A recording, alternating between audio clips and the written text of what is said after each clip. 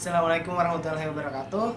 Perkenalkan, nama saya Muhammad Rizky dari Puskesmas Simpur. Di sini saya sebagai peserta Latsar CPNS tahun 2022, angkatan 9 kelompok 2. Di sini saya akan menyampaikan roadmap podcast terkait dengan wawasan kebangsaan dan nilai bela negara.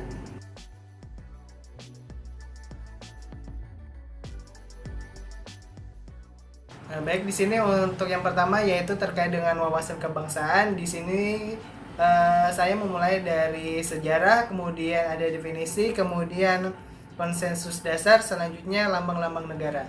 Untuk yang pertama adalah sejarah. Yang pertama di sini kita tidak terlepas yang dengan namanya sejarah. Yang mana di sini dari sejarah pergerakan terbentuknya negara Indonesia, yang pertama adalah adanya pergerakan Budi Utomo.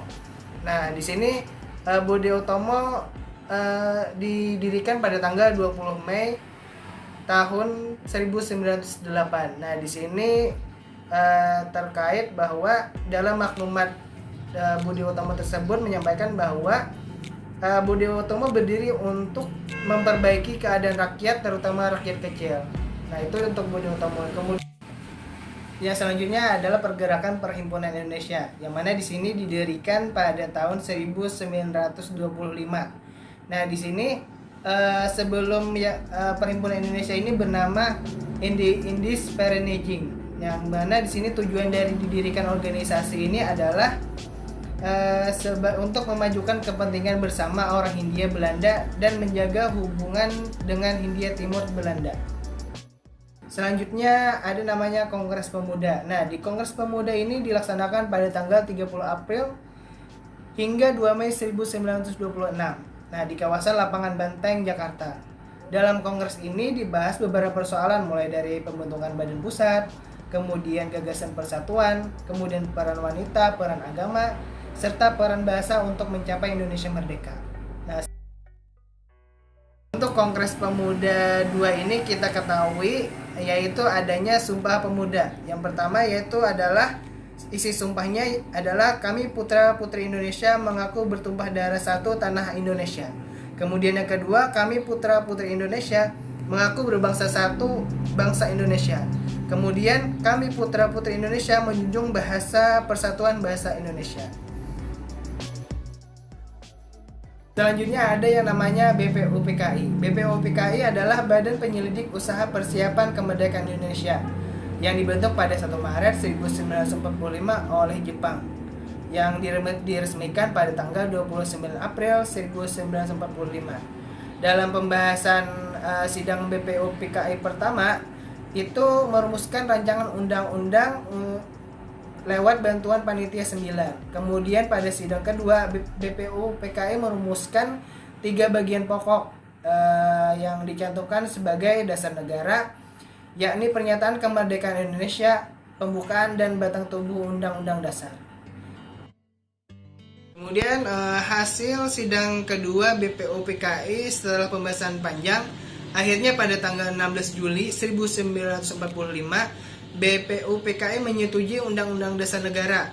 Isi rancangannya adalah sebagai berikut. Dengan disepakatinya RUU, maka tugas BPUPKI sudah selesai. Setelah dibubarkannya BPUPKI, maka terbentuknya PPKI, yaitu adalah Panitia Persiapan Kemerdekaan Indonesia yang dibentuk pada tanggal 7 Agustus 1945. Di sini ketua PPKI adalah Insinyur Soekarno dan Muhammad Hatta ditunjuk sebagai wakil ketua. Selanjutnya terkait dengan definisi. Definisi wawasan kebangsaan ini kami bagi menjadi 3, yaitu yang pertama adalah cara pandang. Yang pertama, cara pandang adalah cara pandang bangsa Indonesia dalam rangka mengelola kehidupan berbangsa dan bernegara yang dilandasi oleh jati diri bangsa atau national character. Kemudian yang kedua, kesadaran diri, yang mana kesadaran adalah terkait dengan sistem nasional yang bersumber dari Pancasila, Undang-Undang 1945, NKRI, dan Bhinneka Tunggal Ika, guna memecahkan berbagai persoalan yang dihadapi bangsa negara demi mencapai masyarakat yang aman, adil, dan makmur sejahtera. Kemudian yang selanjutnya adalah sebagai warga negara. Kesadaran bela negara perlu ditumbuhkan sebagai hak sekaligus kewajiban setiap warga negara. Sebagai warga negara terpilih, CPNS diharapkan mampu mengaktualisasikan nilai dasar bela negara dalam kehidupan sehari-hari. Pembahasan selanjutnya terkait dengan konsensus dasar. Dalam wawasan kebangsaan ada 4 konsensus dasar. Yang pertama adalah Pancasila, Undang-Undang 1945, NKRI, dan Bhinneka Tunggal Ika. Untuk lambang-lambang negara di sini ada 4. Yang pertama adalah bendera negara, yang kita ketahui bahwa bendera negara kita adalah merah putih. Kemudian lambang negara yaitu lambang negara Pancasila. Kemudian bahasa negara yaitu bahasa Indonesia sebagai pemersatu bangsa, yang mana telah kita bahas di Kongres Pemuda 2 terkait dengan Sumpah Pemuda tersebut. Kemudian lagu kebangsaan yang diciptakan oleh W.R. Supratman yang berjudul Indonesia Raya. Yang pertama terkait dengan pembahasan bela negara, yang pertama adalah dasar hukum.